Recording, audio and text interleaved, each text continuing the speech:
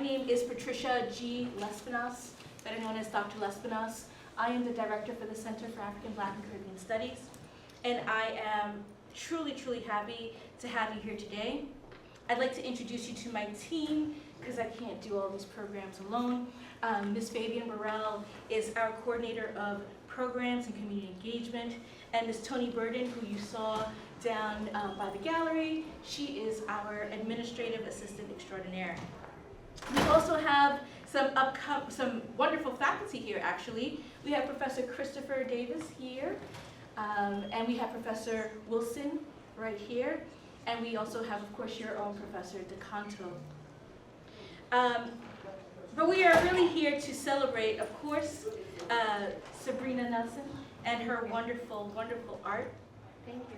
I'd like to just shortly read Sabrina's bio for us, just so you get a sense of who she is. Sabrina Nelson was born in the wake of the 1967 rebellion in Detroit, Michigan. She's a painter by degree from Detroit's College for Creative Studies. We have that Sabrina has been a professional artist for over 35 years and an educator for nearly as long. As a studio art teacher at the Detroit Institute of Arts, she lectures and performs artist demonstrations. She's also on staff at the College for Creative Studies, where she works hard at motivating and preparing students to pursue art degrees in Detroit. Sabrina has lectured on the preservation of Black feminism in art at the Charles H. Wright Museum of African American History in Detroit. She's a guest curator at both the Carr Center and the Music Hall Performing Arts Center. For over 30 years, she has judged art competitions, curated numerous art talks and exhibits, and conducted interviews of guest artists for the City of Detroit's culture video channel, My Detroit Cable. Her work has been exhibited at the Detroit Institute of Arts, the Charles H. Wright Museum of African American History, the Museum of Contemporary Art Detroit, and the African American Art and Culture Complex in San Francisco. Her work has also been exhibited in Florida, New York, Louisiana, Illinois, and Ohio.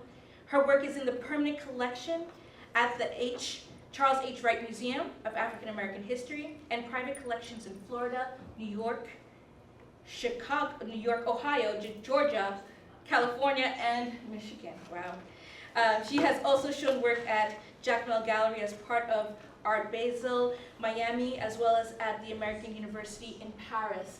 And it is in Paris where I officially met Sabrina Nelson and her co-curator, Omo Misha. Please give them both a round of applause. I'd like to introduce you to the co-curator, Omo Misha, who will say a couple of words before Sabrina Nelson speaks. Thank you for that lovely introduction, and thank you for having us.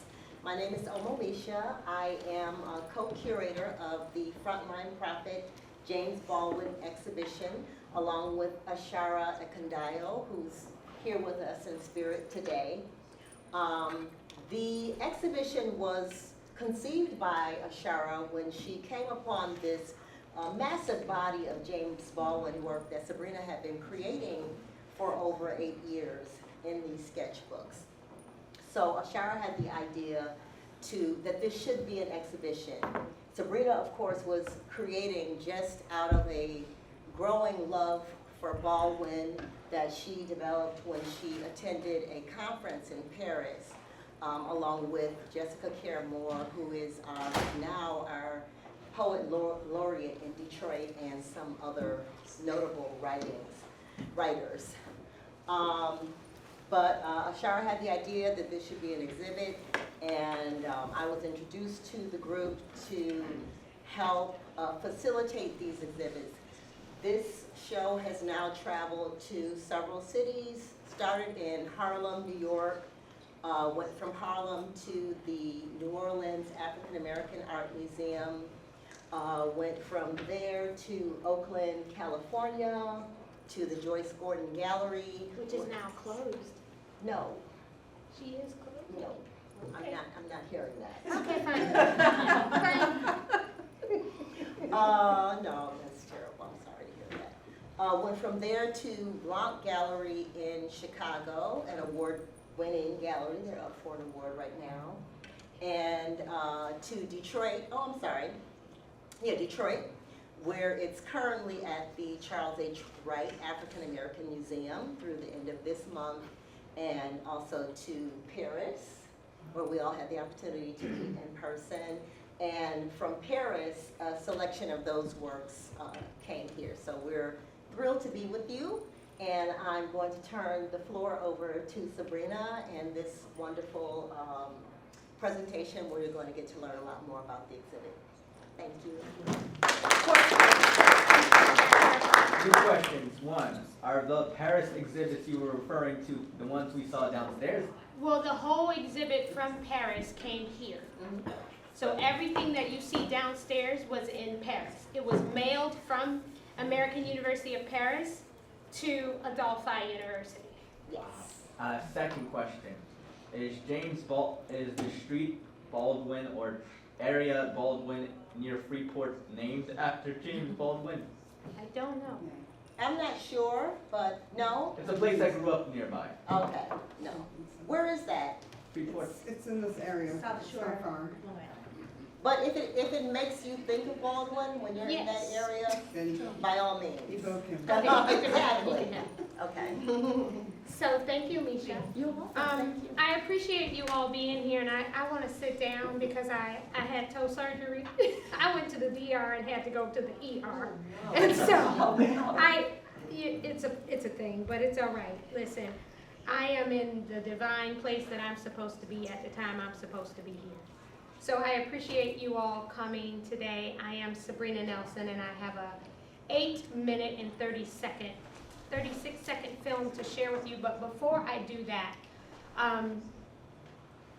this work that you see is only 1/4 of the 3/4 rest of the work that's in Detroit. That work couldn't all fit in the museum show. So we mailed a piece of that to Paris, and then I created some large paintings to go to the James Baldwin celebration, which this year would have been his last year. He was born August 2nd, 1924.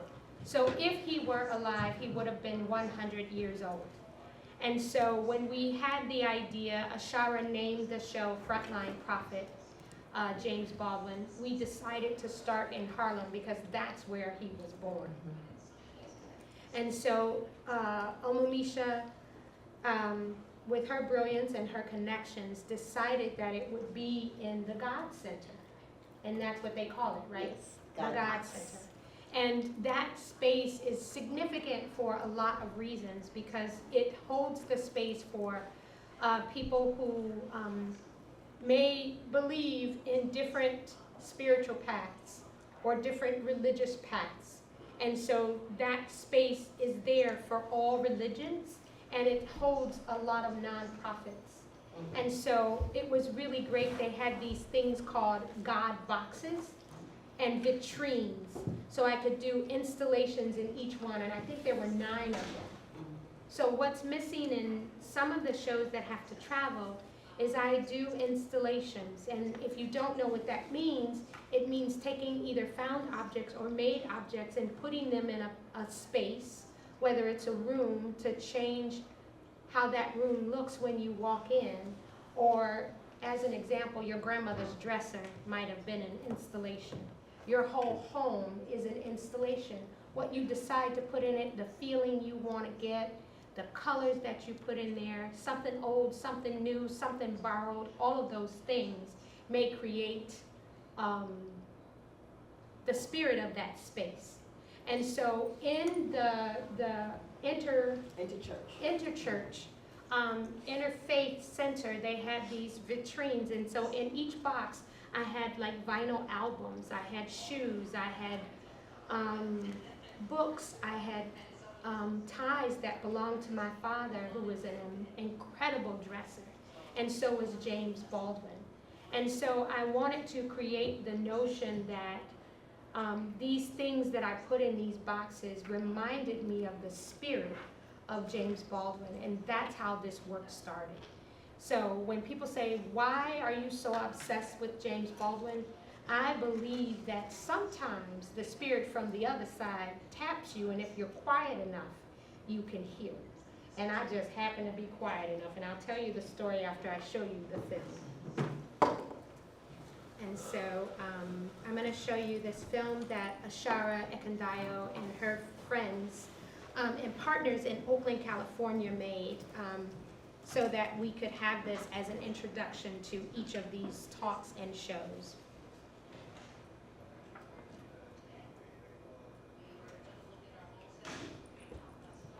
I don't know if we could turn the lights out a little.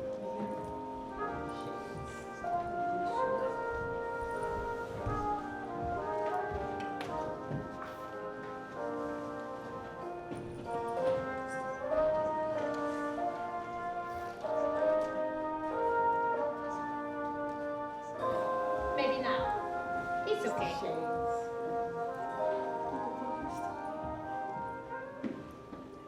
It might be up here.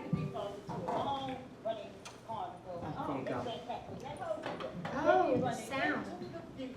And beyond. Try not to be crazier than you got to be in a low energy tunnel on a planet consuming itself and led by those least equipped for epiphanies or for the offering of sanity.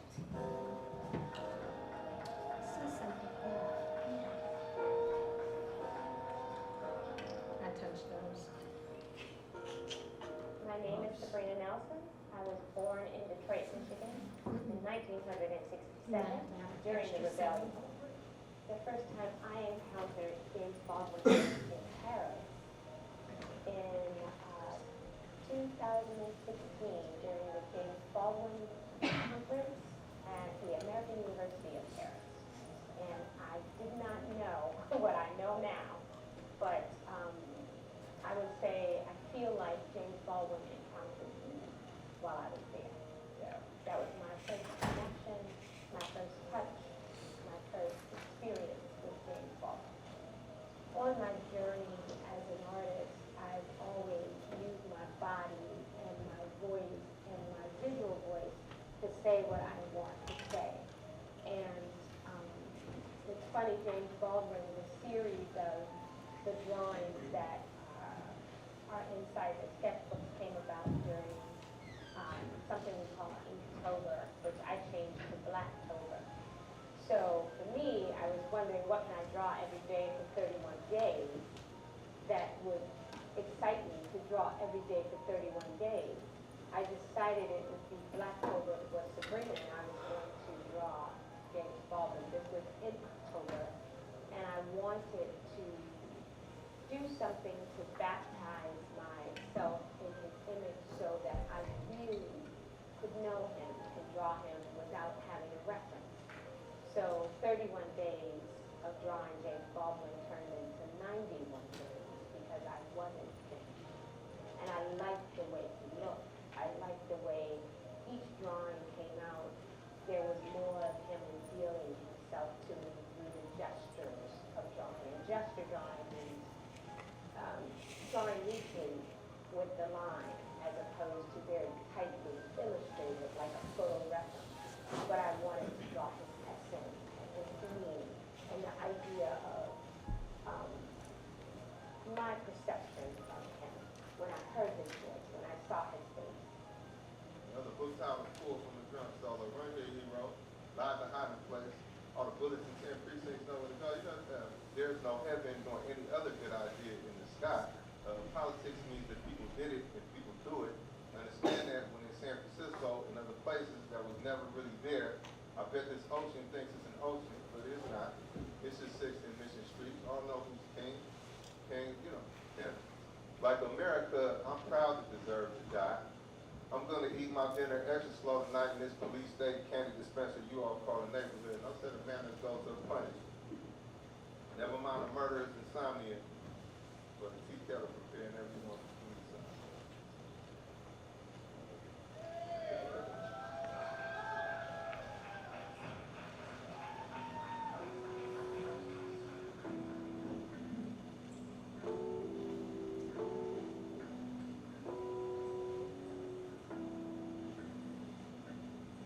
Every time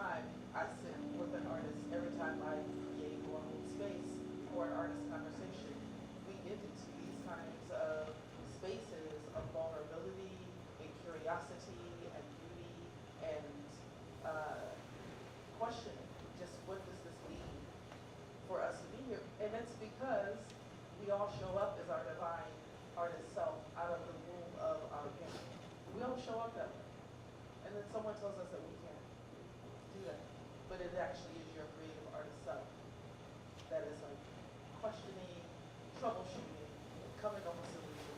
And that is why we need to respect artists and people who live and make their living as creatives. That can't be something that you think that is outside of you. It has to be, because it is you. It is you. So thank you all for joining us. Thank you all, the elders for being here. Thank you for the children. So I've never, ever drawn James Baldwin. And when I began to draw his face, this is the first time my pen touched the paper of drawing James Baldwin. And I felt something touch me. And I don't know what it was, but I looked around the room, there were no windows open, there was nobody else moving, but I felt odd and strange.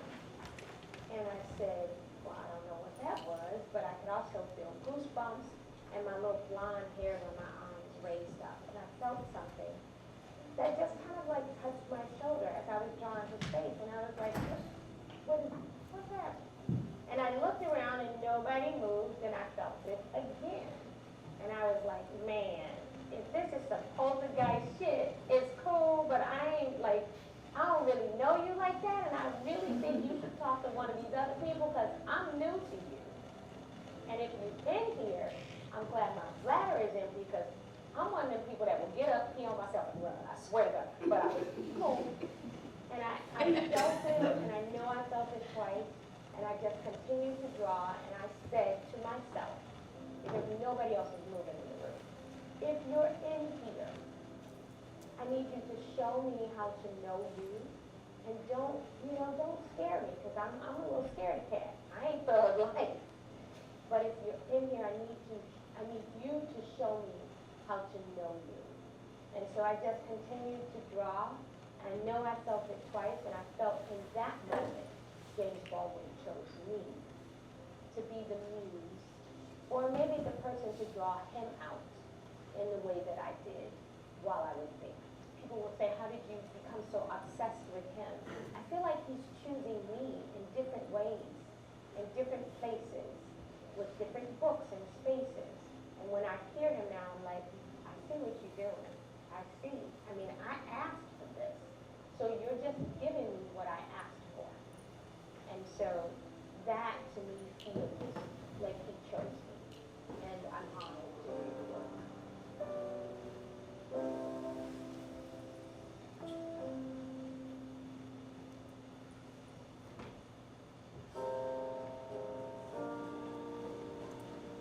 We can turn the lights on.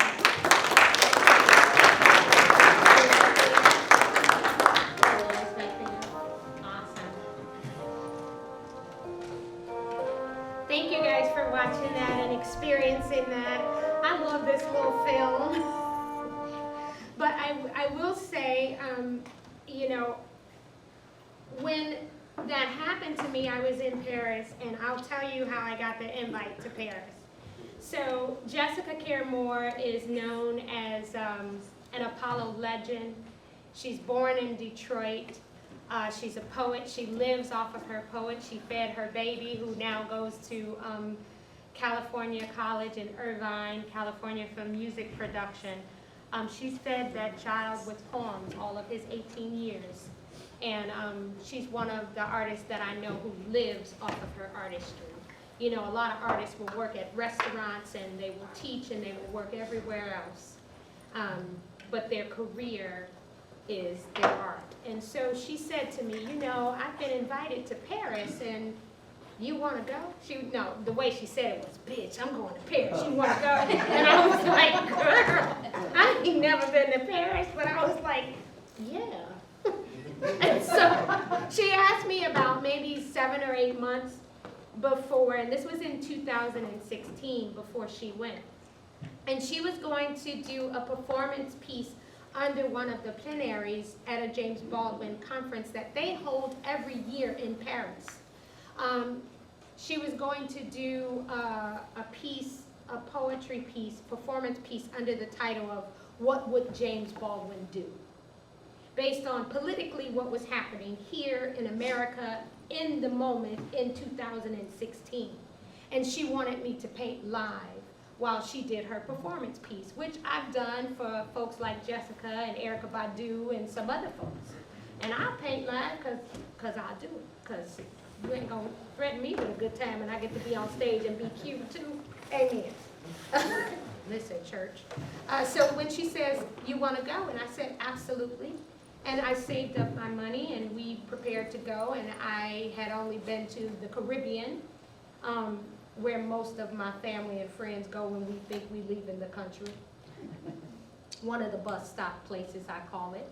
And so then she says, well, we're gonna stay and we're gonna do a few performances and you can paint. And so I got an opportunity to paint at 4 different times.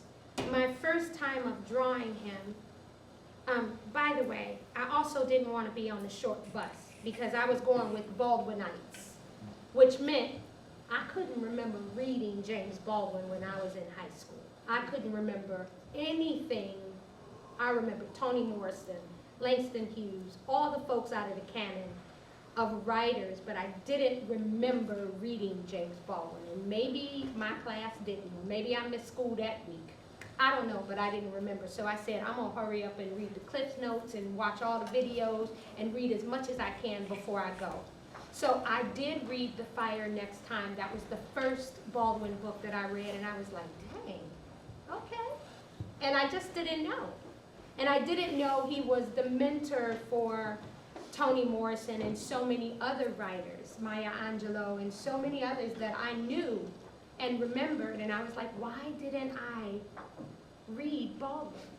And so we get there, and Rich Blint, who is also from here, who's a great writer, and he also writes on James Baldwin, was speaking. He was the first plenary that we went to, and I started drawing James Baldwin, and it was like a really quick sketch. It wasn't like the other pieces, because that was the very first time that I picked up a pen, and I swear, I'm sitting in this room in Paris, and these big old windows, and it's a really old institution. I'm talking a lot of ghost up in here. And I started drawing, and I know I felt something touch me, because I got goosebumps, and my hair raised, and I'm looking around the room, and it's May in Paris. Ain't a lot of wind in that room. And the windows are open, and I'm looking around like, yeah, anybody feel it? Okay. So then I kept drawing, and then I felt it again, and then I got goosebumps, and my hair's raised, and I was like, yeah. And I looked over, and Jessica's filming me drawing, and nobody's moving but my hand. And I'm like, okay, you gonna just do this? You gonna be up in here? And that's when I started to like hyperventilate like a little, but then I told myself to calm down, because I have these moments where I know spiritually somebody's ancestor is touching me and talking to me, and I don't really want that right now. Not when I don't know. Like, send me a letter and give me a warning, make an appointment. So my bladder can be empty, because I'm that one. I'm telling you. And I calmed myself down and I said, please teach me how to know you. Now, I did 4 pieces while I was there in Paris. All of them sold. I came back with the sketchbook. I didn't think of James Baldwin afterwards. I didn't pick up another book I didn't read. But Inktober happened, which is in October. And the kids who draw know what that is. You draw on a word prompt every day for 31 days. And I was like, what am I gonna draw? I don't like the words this year, they're boring, and some of the words are the same word, and if you're gonna be a wordsmith, why are you picking the same word? Because we got a lot of words. And that's just stupid. So I said, what am I gonna draw every day for 31 days in the month of October?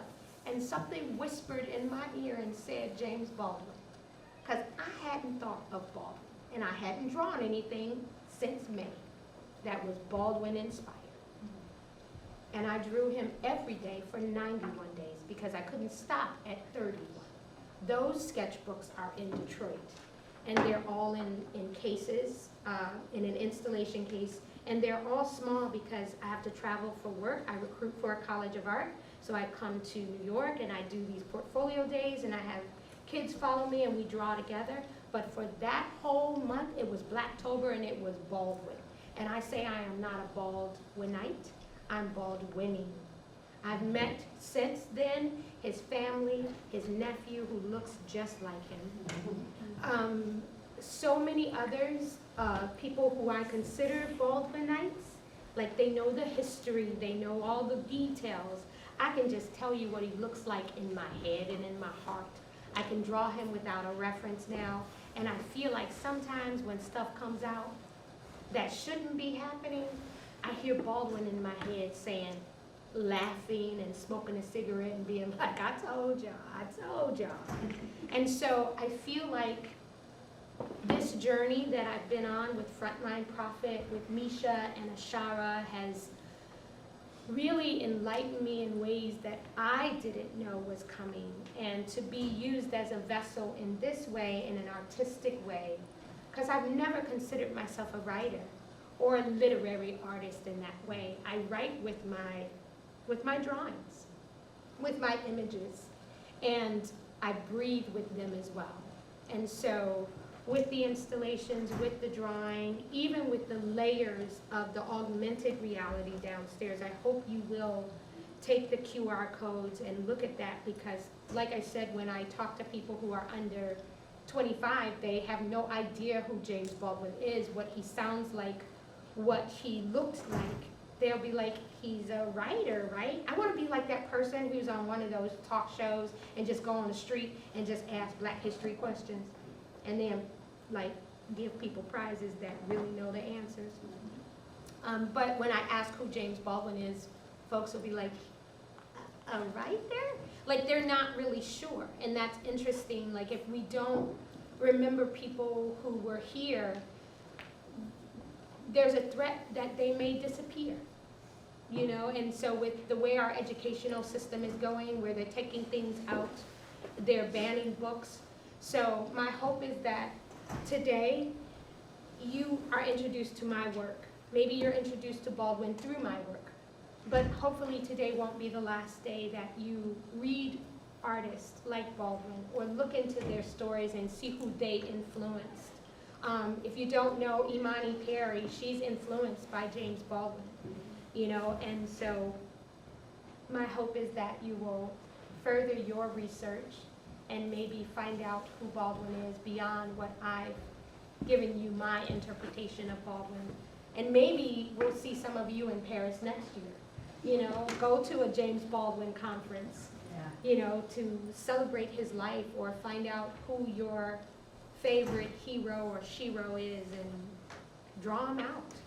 If you're an art student, or if you're in photography, or if you're in writing, or if you're in performance, maybe take this moment to bring them back in a way that no one expects, because I didn't see this coming.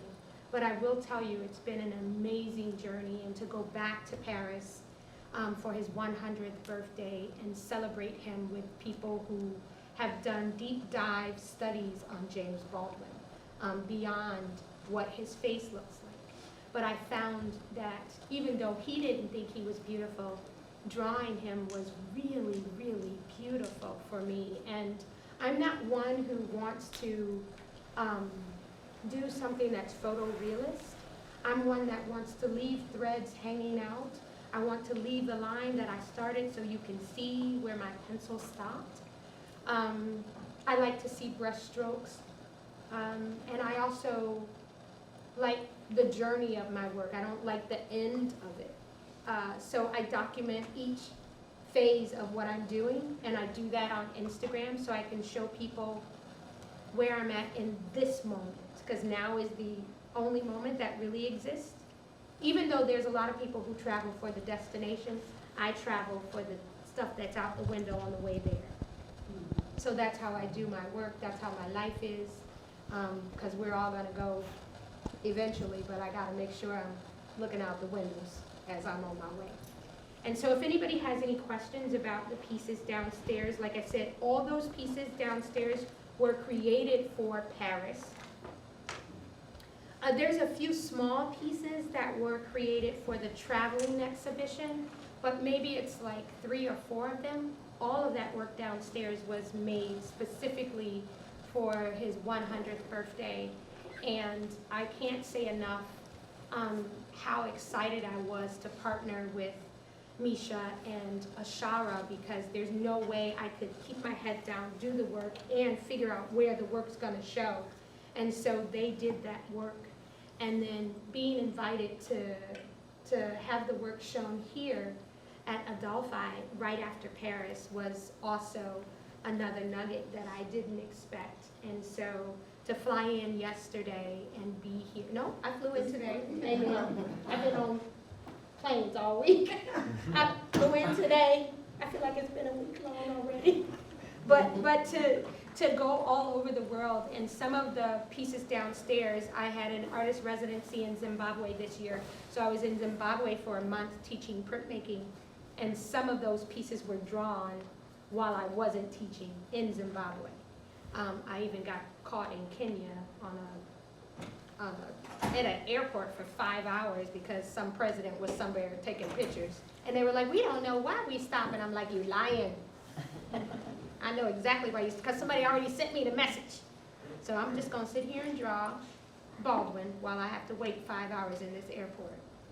And so I've been traveling quite a bit with the work, and when I say quite a bit, I'm talking over deep waters, because that was a 20-hour flight, and it was worth it, because the journey there was absolutely worth it. But I've done a lot of work in 2023 to 2024, and now I'm on another series on what women carry called She Carries, and looking at how women carry things physically, spiritually, psychologically, and emotionally all over the world. Not that men don't, but I'm a womanist, so I'm just coming from my point of view. And so I'm doing probably about 30 portraits of women and how they carry things.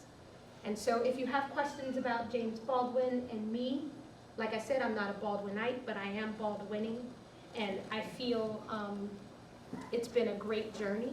And also Misha's here to talk about the curatorial point of view. So if you have any questions, please do that now before we go. Yes?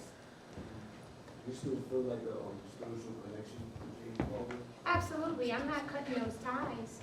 I just think there was a lot during the week at Paris because his nephew Trevor kept calling him Uncle Jimmy, and I'm like, that's it, the Uncle Jimmy. But I feel like there's very much a godfather that's happening with me, because I don't feel like, as an artist, as a woman who's in her 58th year, I haven't had the opportunities as a visual artist. I feel in some ways that I've been invisible. I've been keeping my head down and doing a lot of work. But I will say my son, who's 37, is known in places deep and wide. And he's had like a lot of museum shows, and he's all over the world. When you mention his name, they're like, you're Mario Moore's mother? And I'll be like, yeah. And they'll be like, yo, I didn't know his mother was an artist. I'm like, you probably ain't been reading me. But the issue is that as a woman artist, you know, it's been a real great journey with James Baldwin's work. I've had a series called Why You Want to Fly Blackbird for 10 years before Baldwin. And it's about how black and brown mothers have to bury their children because people don't care for them like we do. But now that I have Frontline Prophet James Baldwin, it's lifted my name, my brand, my work in different ways. So it's just, it's interesting. I love it. So I feel like he's gifted me some things, and we are definitely connected, and I'm not going to quit him. So he's Uncle Jimmy or Godfather to me at this point. So yes, absolutely. They've gifted each other. I'll say that. Yeah, you've gifted Baldwin also because you have uplifted his name in a time and place Where we need him? Yeah, when we need him, when we need to revisit his words, his writings, his philosophy, his religious principles. James Baldwin spoke for humanity, not just the black experience, but humanity.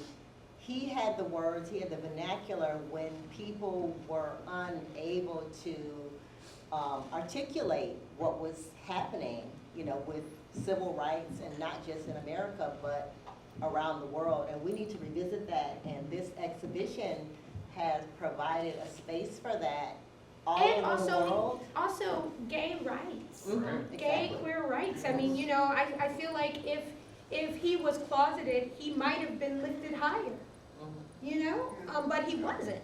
And so now when we fight for the rights of people to be in the service of the armed services or to be in government officials, even as transgender, or to do what they do, like James Baldwin was already on it. And he died in, was it 82, 87? He died at the age of 63. And so his footprint was deep and wide in many different ways. He knew Malcolm X.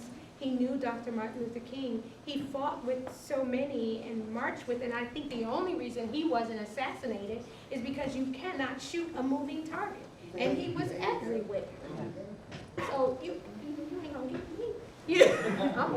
I'm over here.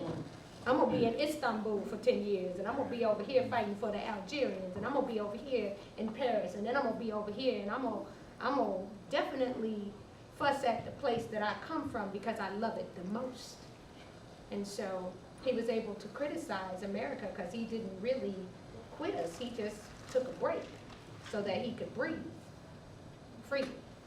You have a question. I would say, what is the biggest message that you got through doing this artwork? So the biggest message that I've gotten from doing work on James Baldwin is really to be tenacious, to be authentic in who I am, and also to learn how to love myself first before I go into the world. Because I think James Baldwin's stepfather was not kind to him.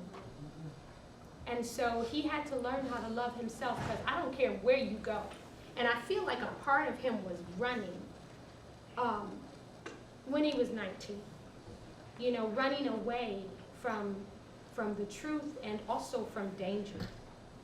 But the idea that wherever you go, you are there is really an important message.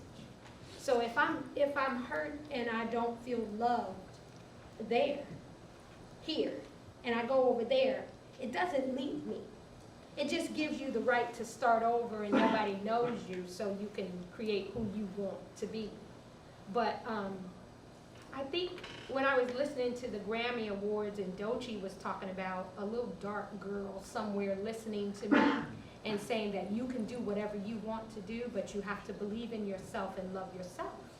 And so I feel that there's a part of Baldwin that teaches us how to be authentically truthful in who we are and love us first, and then we can go in the world. And we can't love ourselves without acknowledging where we come from and that we're all part of this. We spend so much time, you know, in the Black History Month, in the History Month, on July 4th, thinking about celebratory ways to separate ourselves. And Baldwin was like, my grandmother didn't rape nobody. We all cousins. So if we act like it, maybe this country would be a better place. And so learning to love ourselves deeply first is a gateway to learning how to love each other. And so that, I feel like, is a huge lesson that I've gotten from Baldwin as I draw his face and listen to his words and even listen to his Bunkley debate. You know, I liked listening to his debate with Malcolm X before Malcolm X went to Mecca, because he was wrong in so many ways. But it was so great to hear them talk. So I've just learned how to just be authentic in who I am. And he was a truth teller and walker, and he just didn't care, and he was sassy, and I like that. And I'm not gonna be sorry about it. So that's what I feel like I've learned, but I'm also older. And I think the older you get, your filters start falling off, and so does your armor, because you really don't, you just really want to love people in an agape, self-emptying way, and you learn how to do that through yourself first. Any other questions? Can I just touch upon, first of all, thank you for being here. It's really so inspiring to hear you talk and to see your work. You mentioned, this is not about Baldwin, but you worked before that about, that you did a whole series on black and brown mothers that unfortunately are still burying their children. Yeah. Due to things that are happening in our country Yeah. and other places. Do you ever plan on, or do you revisit those old series of work that you do? And being that we're in now, I think a very dividing place Mhm. that really weighs on my heart. Mhm. Do you ever go back Abs- to visit that sort of art? Absolutely. I feel like artists, you know, Toni Morrison says now is the time to do the art. Now is the time to do your art, whether it's writing or, you know, that's your weapon, your power, your armor, your truth telling. I can't stop that work because that has not stopped. And so I used to draw faces of victims on doilies, and I had these drips coming down that was really about the love of their community, the teachers, the holy people, the family members, the people who took care of them outside of the directness of the mothers. And so I don't think I can stop that work. I just decided that I wasn't going to do their faces anymore because I didn't feel like I had the right to do that because I wasn't a family member. And so I decided to use the crow and the raven because a group of crows, everybody knows the poetic term for that, right? A murder of crows. But most of you don't know what a group of ravens is called. Do you? Does anybody? No? Flock? No. They are, and these are poetic terms that were given from the 15th century. A group of ravens is called an unkindness or a conspiracy of ravens. And these both corvid birds are the most intelligent. They remember faces, they can use their voices, they can copy you. And if you do something to them, they will give a warning that you're coming to their flock. And they will come to your door every day and be like, we don't like you. And we're gonna crap all over your front door. And so they do things like that. They can solve puzzles, they can open lids, but we do that to black animals. We do it to black cats, we do it to black birds, we do it to black people or brown people. And so until we can learn how to I'm not gonna stop. And so that work still exists, but I use birds, I use bird cages, I used pattern paper to talk about murmuration and movement as a group. The idea of ornithology and birds and the study of birds, pigeons don't fly away, they only stay right where you put them. And so thinking about those black birds and what it must be like when they mourn to have to bury their fledglings, I use that for the romanticism, but also to get away from the shock of art. If you read the statement, if you know my work, you can see it, but it can be romantically dark. It can be still beautiful and dark. So I like using those birds. I like using bird cages and things. I build nests, and I put things in the nest that represent the death of the being. I use hair as nest, and I put cloches over them because usually when women lose their children, their hair either shaved off, comes off, falls out. So hair is a big part of that also. So I use different things to represent the process of loss and grief, and also grace and gratitude because those mothers still have to move on. But also I don't like the media who are right in their face, like, how do you feel? Your baby was shot. And I'm like, how do you, what? Like, you gonna be in my face with that camera? That's when I'm thug life. So that work will continue until we or learn how to better we. But how women carry things, and so I often have conversations where I'm asking myself questions. For the James Baldwin, my question is always, why don't people know him?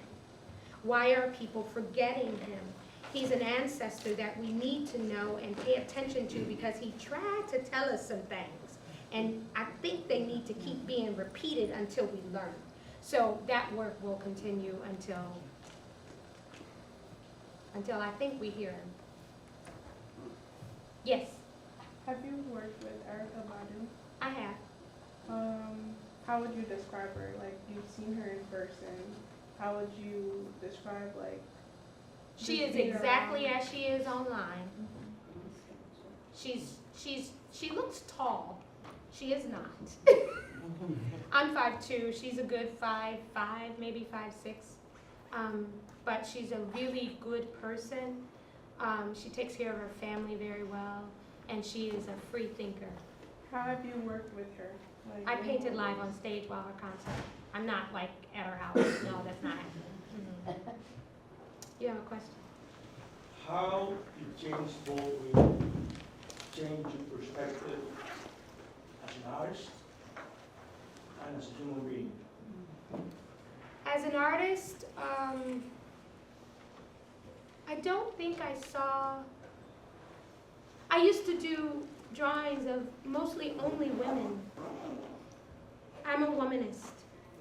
I didn't see, I occasionally would draw drawings of my son and maybe my father and my brothers, but I had not, until then, I had not thought of the whole spectrum of beings. As a womanist, I'm always coming from my point of view. And as a 58-year-old, it was first me being a young mother, then me being a mother with 3, and then me being a sister and a daughter and a friend and a lover. And now it's like me being a human, being a being, and looking at other beings, and also respecting the idea that all of us have a story and a journey. And some of us, it's our job to leave the drawings on the cave wall so someone knows we were here. And so I feel like I'm doing that, but also I want to do things that are more involved with, before when I was in the silo of my studio, I was just drawing and painting and doing my installations and sometimes performance pieces. Now I really want to use the marks that I make and the work that I make to make sure that I'm saying something that other people can't say.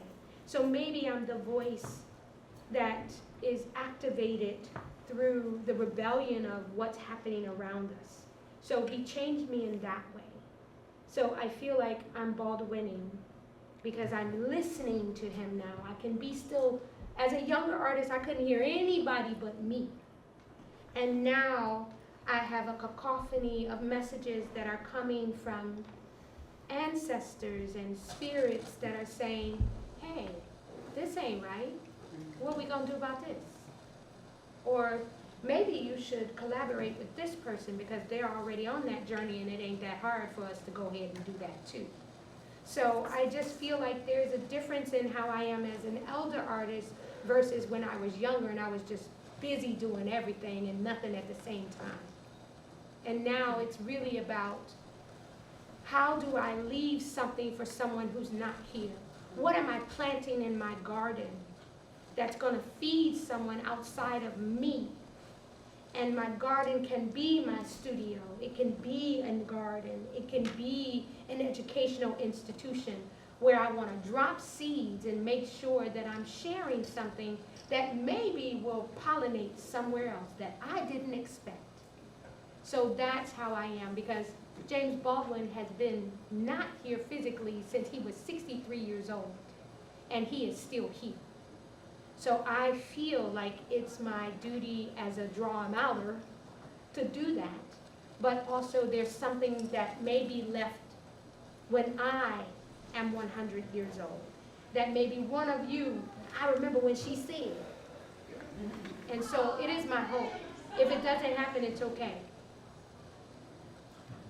So when you paint or draw James Baldwin, are you painting or drawing the man or what he represents as a symbolic figure? Yes. The answer is yes. Because there's two different things. Absolutely. You bring the man, with green, you paint, draw, Listen, when I say draw them out, I really mean that. You know, in the Santeria way, in all the ways. in the Yoruba way, in all the ways. I'm drawing them out. And I ain't sorry. So, I'm with that. But I am drawing, for some people, they will only see the man. Others will feel the man. And that is my hope. Anything that I do, I want you to feel it first. And if bright colors bring you to that Muppet pink coat, and this nice powder blue, that's all right too. Thank you. You're welcome. Yes. Kind of with that thought in mind, you said it was only supposed to be 31, you ended up at 91. Was there something where it's like you're just, like your creative juices were just like, all right, enough's enough? And do you have a favorite? Ooh. Sometimes you eat until you're full. Sometimes you eat until you're gorged. And I was gorged because I was like going and I couldn't, I mean, if it was a day and I couldn't draw him, like sometimes you have drawers blocked, I would write his words.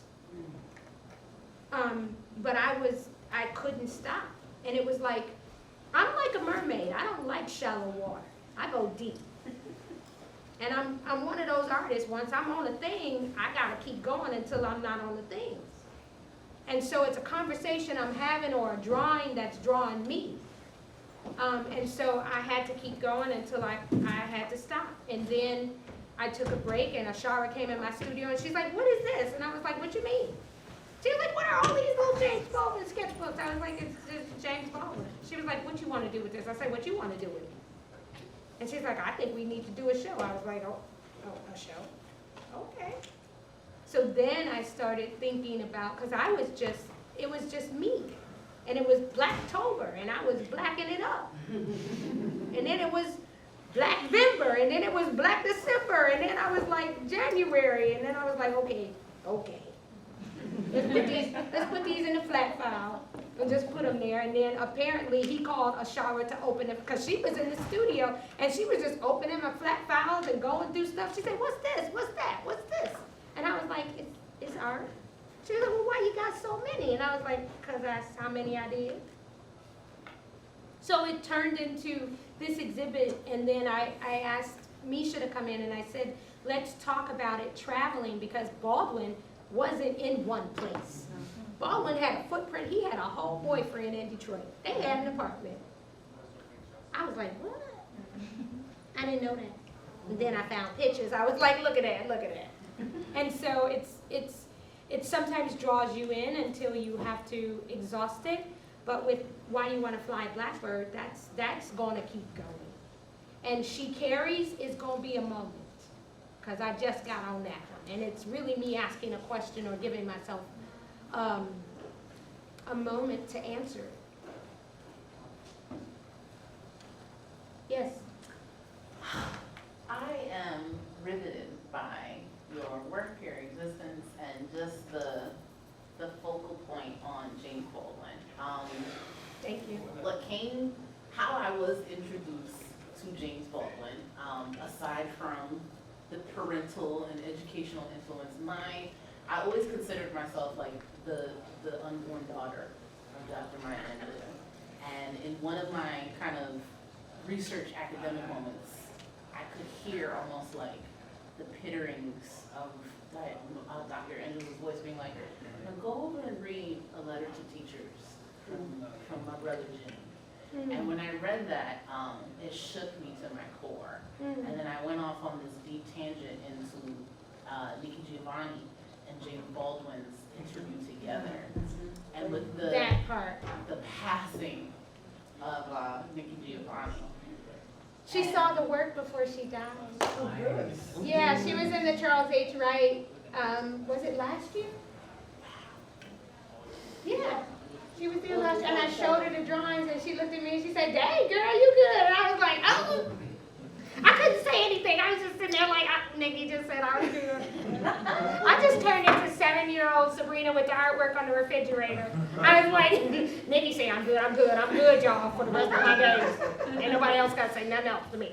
And see, that was kind of the foundation of what I wanted you to speak to. How has your spirit kind of coped or dealt or connected with this trilogy now of siblings, in a sense, of Dr. Maya Angelou, James Baldwin, and now Nikki Giovanni, all being in this ancestral realm, and constantly being at the focal point, because I hear many great minds and artists constantly saying, you know, these are the spheres of my influence.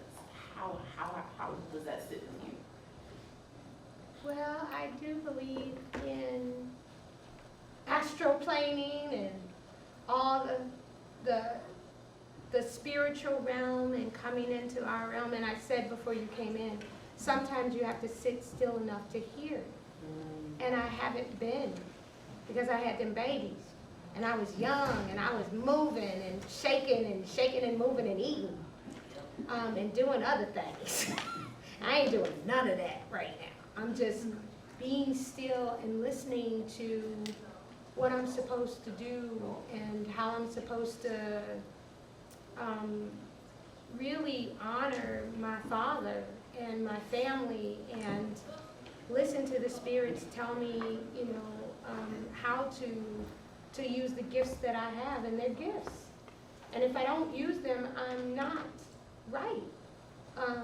My father died of COVID in Detroit. I don't know how many of you knew, but in New York and Detroit, we lost so many people. And my father was an artist. And when he died, I had to treat myself as if I were a patient. But I also gave myself permission to heal me and to allow myself to grieve.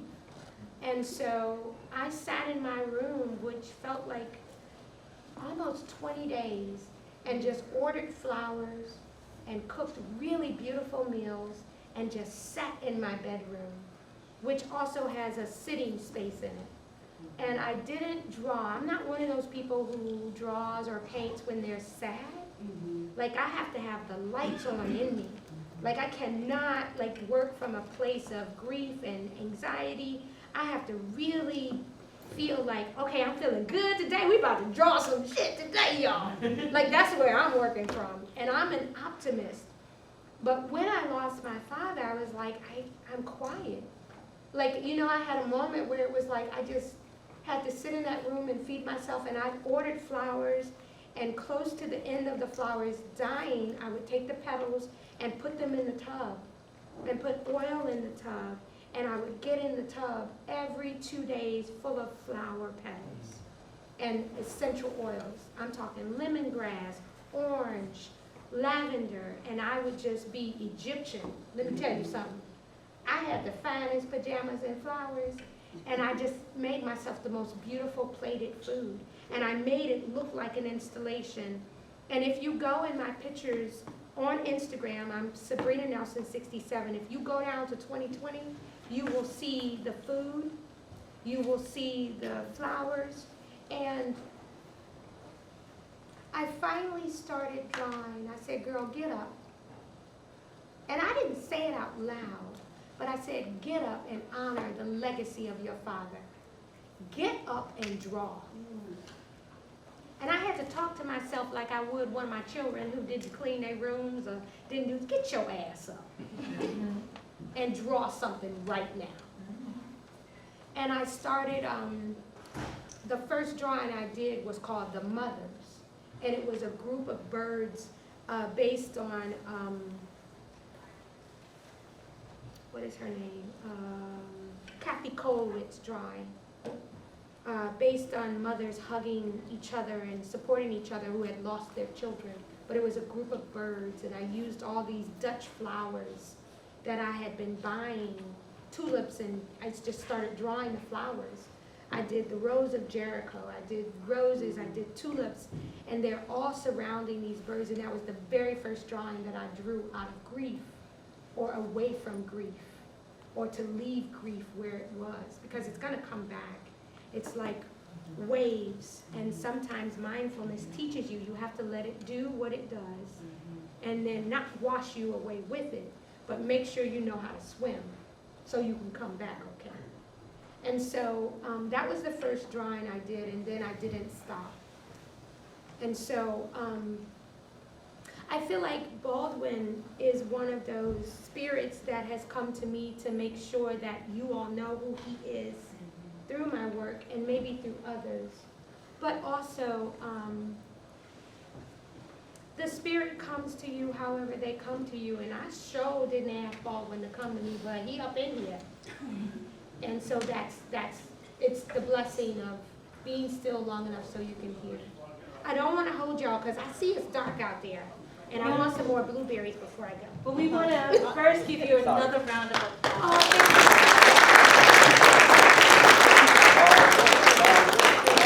And we have a few things for you. Sorry. We have a few things. Ms. Fabian Burrell. But there's blueberries.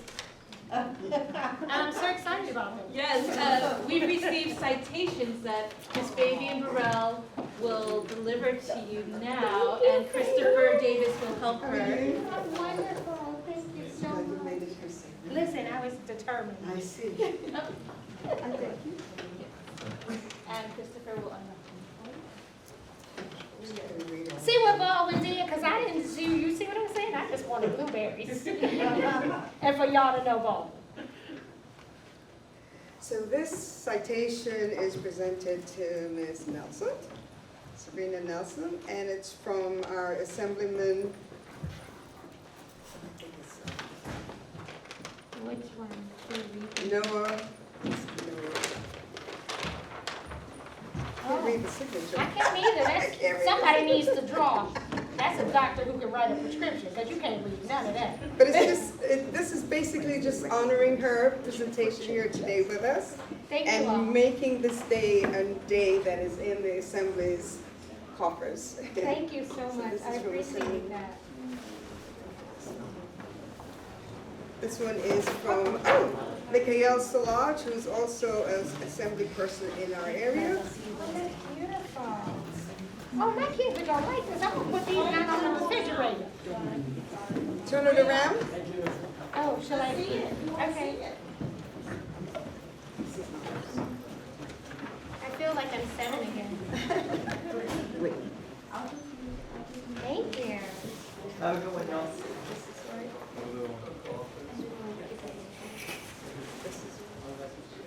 I think one more. Dorothy Goose.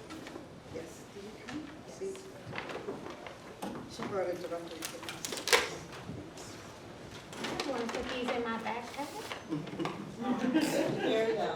I know. And here's a lovely one from one of our alums who's also the deputy supervisor for Hempstead. Her name is Dorothy L. Gooseby. Oh, that's And again, beautiful. it's. Thank you. And it That's says, beautiful. yeah. And so one more round of applause for Ms.